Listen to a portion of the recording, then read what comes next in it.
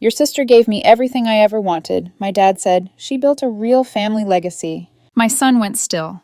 Then he whispered, "So I'm not part of it." I picked up my glass and said, "Then don't call when your real legacy needs rent, bail, or a car payment, because we're out." And then the day started.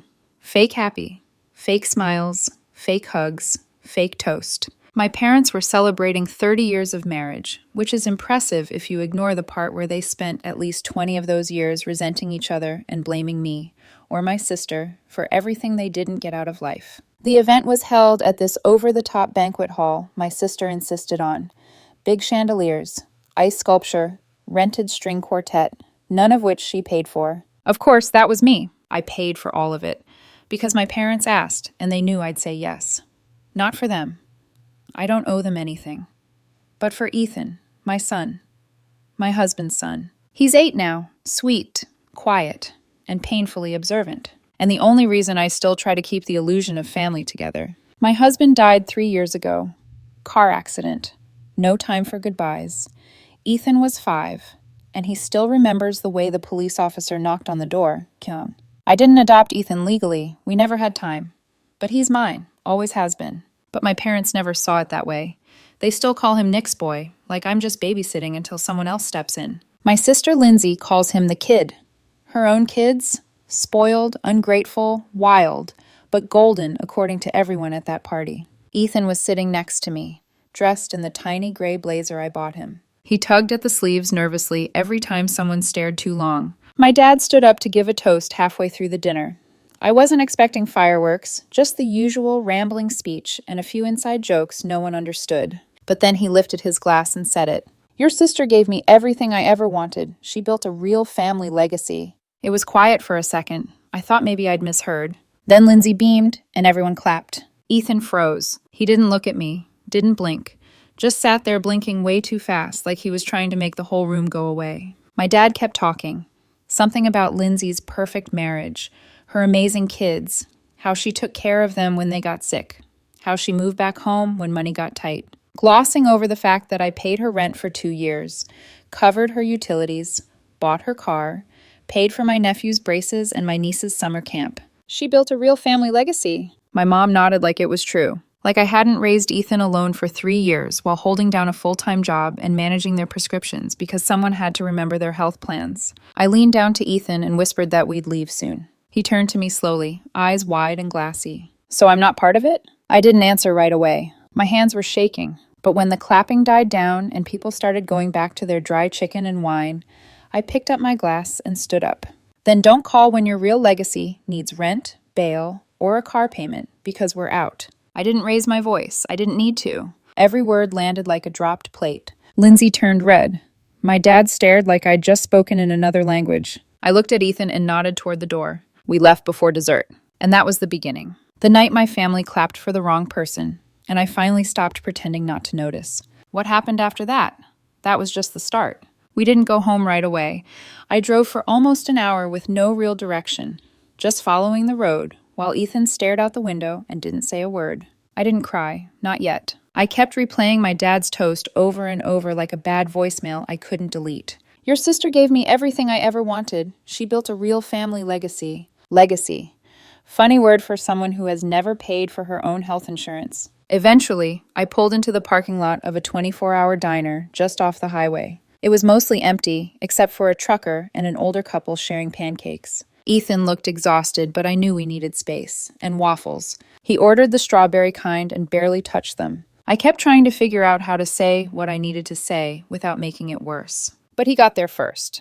Is it because I'm not really yours? I didn't answer right away. Not because I didn't know the truth, but because I didn't think he needed to hear it from me like that. But he looked up, and I could tell someone had already told him.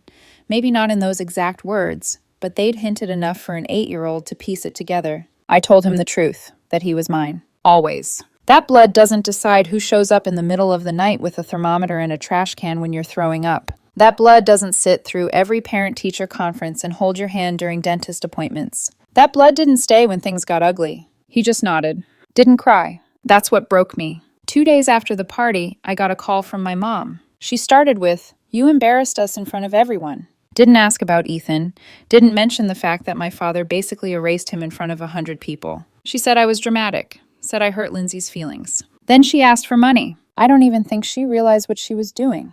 Just slipped it into the conversation like a reflex. Something about Lindsay's mortgage being behind and how I wouldn't want my niece and nephew to suffer, right?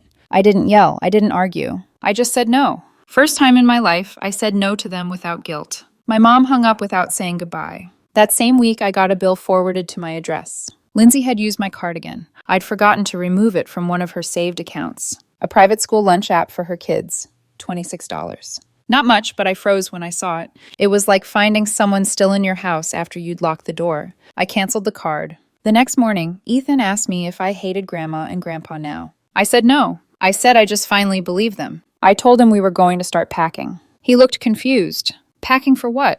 I didn't answer. Not yet. Because honestly, I didn't know either. But I knew this. We were done building someone else's legacy. We were about to start our own, and it wasn't going to have their name on it. I started packing that weekend quietly. Just the essentials. I didn't tell anyone, not even Ethan. I didn't tell him that I had already contacted a realtor in another city.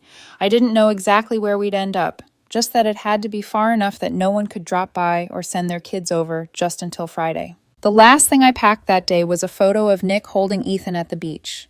Ethan was maybe 2, sand all over his face. It's the only photo that's never been moved in the house. It stayed right above my desk. A reminder. I told Ethan we were going to visit a friend of mine in another state next weekend, just for a few days. I figured I'd use that trip to scout a new place, see how he handled the change, maybe even test out a new school. He was excited, which made me both happy and sick inside. 3 days later, the phone rang. It was the house line, the one no one really uses except my parents because they refused to memorize my cell. I let it ring, but Ethan picked it up from the living room without realizing. I heard his little voice say hello, then pause. I was just about to tell him to hand it over when I heard him say, "Oh, okay, I'll get her." But he didn't come get me. He just stood there holding the phone away from his face, listening. I was halfway down the hall when I stopped because I heard my mother's voice coming through the receiver loud enough to catch every word. "Just tell her we're sorry, but Lindsay's family is really struggling. We thought she'd help. We didn't mean anything by what your grandfather said. Honestly, it's not like you're really her responsibility." Then a pause and something else, quieter. "You'll understand when you're older. You're not like her real family." I don't think she knew he was still on the line. Ethan hung up. I didn't say anything at first. Just walked over and knelt down and took the phone from him. He didn't cry. He didn't even blink. He just looked at me and asked one thing. "Can we go tomorrow?" I told him yes. I didn't sleep that night. I booked a moving truck for the following week. Found an apartment in another city. Smaller, older, but clean and ours. I used the savings I'd planned for a family vacation. Funny, it still was a vacation in a way, just one we wouldn't be coming back from. The next morning, Lindsay showed up at my door. I almost didn't answer, but Ethan was in the living room, and I didn't want her talking through the door where he could hear. So I opened it. She smiled like nothing happened, said she had a favor to ask, said her husband might be going to jail, something about taxes or unpaid business loans, said she needed a place to stay just for a few weeks, said her kids were scared. I looked at her and just said, "Your legacy can stay somewhere else." I shut the door. Then I went back to Ethan, handed him a roll of tape, and said, "Guess what?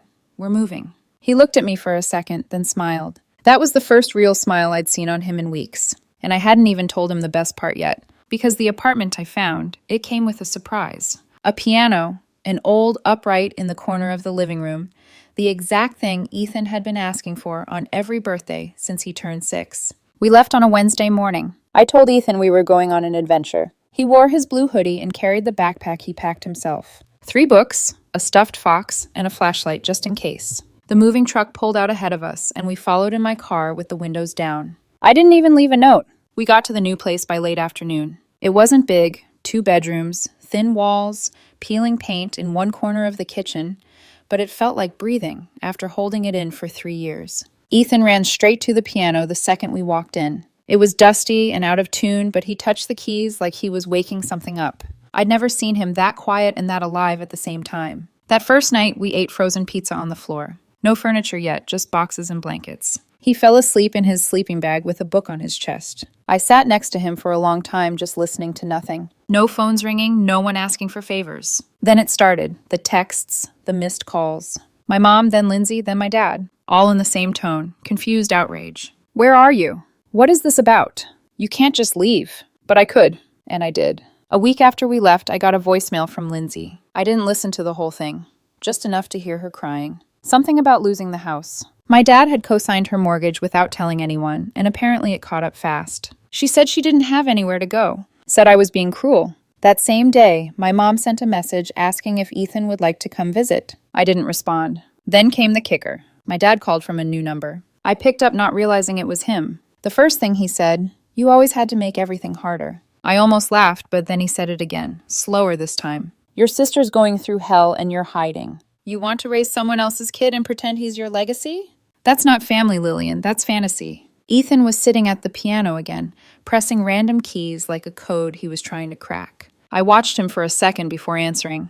"You built your legacy. Now live in it." Then I hung up, and that should have been the end of it. But it wasn't. 3 days later, I got a knock at the door. No warning, no call, just a knock. I opened it. It was my nephew, Lindsay's oldest, 17, tall, shaking, and holding a duffel bag. He looked at me and said, "I didn't know where else to go."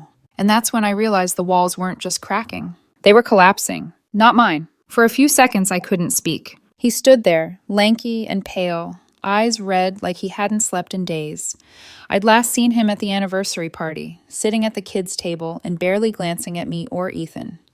I remembered how he barely looked up when my dad gave that speech. Now here he was, standing in front of my door with nothing but a bag and whatever he hadn't said out loud yet. I stepped aside. He walked in. Ethan peeked around the corner, eyes wide. He didn't say anything, just gave a small wave. My nephew didn't wave back. He just nodded and sat on the edge of the rug like he wasn't sure if he was allowed to be more comfortable than that. I asked if he was okay. He shrugged. Then he said, "They told me you kidnapped Ethan." I sat down across from him. He looked ashamed, like even repeating it felt dirty. I asked who said that. "My mom. Grandpa said you were using him to feel important.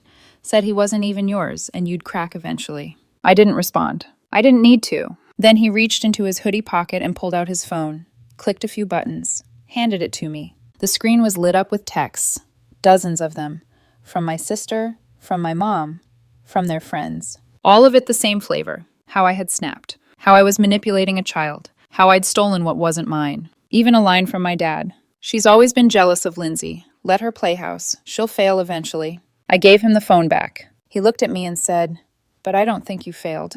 Then he broke. No warning. Hands over his face, shoulders shaking. He told me they were behind on everything.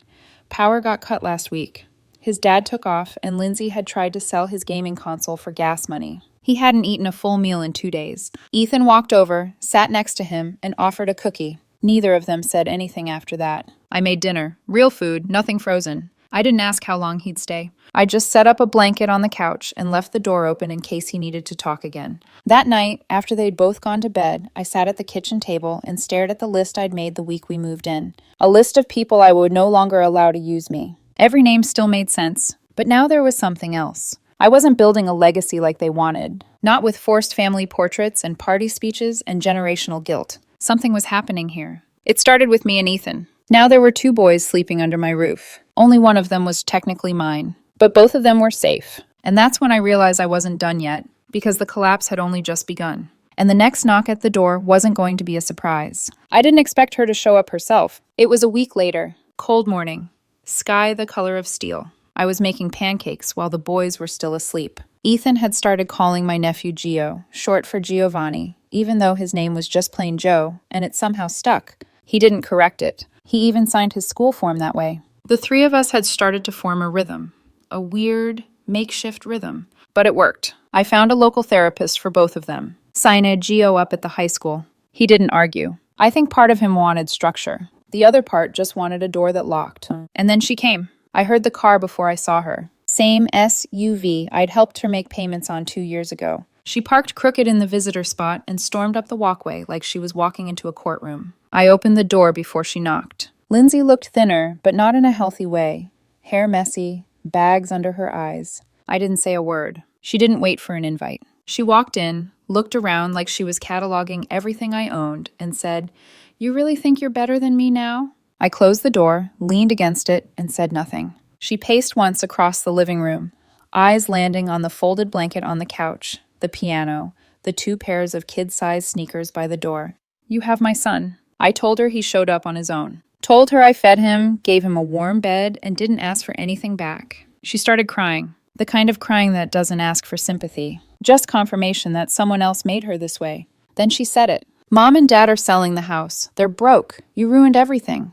I laughed. Actually laughed. Not loud. Just sharp and fast. I told her I hadn't ruined anything. I just stopped fixing what they kept breaking. She called me selfish. I asked if she remembered the 2 years I paid her rent. The summer I bought her kids school supplies while skipping vacation with Ethan. The braces, the car, the utilities, the emergencies. You let me, she said, like that somehow cleared the debt. Then she asked the one question I hoped she wouldn't. Can I take him home? I didn't answer. Instead, I called Gio from the hallway. He came out, hoodie on, eyes half closed. He looked from me to his mom, then back to me. She stepped forward. He didn't. He said, I'm staying here. Just like that. She stared at him, not angry. Just stunned. Like she'd finally run out of explanations and tears and spin. She left without saying another word. A week later, we were gone. I found a better place in the next city. One with real schools. Decent jobs. Neighbors who didn't ask about the last name on your mailbox. I packed the boys in the car and drove until the old town felt like a memory someone else told me about. I changed my number. Blocked every contact that wasn't forward. We moved into a small townhouse with a tiny backyard and no legacy attached. The piano came with us. I paid someone to tune it, finally. Ethan started lessons. Gio got a part-time job at a bookstore. He read more than I'd ever seen a teenager read. And slowly we healed. They never came looking again. And if they did, they'd find something they couldn't recognize anymore. A family. One made without obligation. Without guilt. Without permission.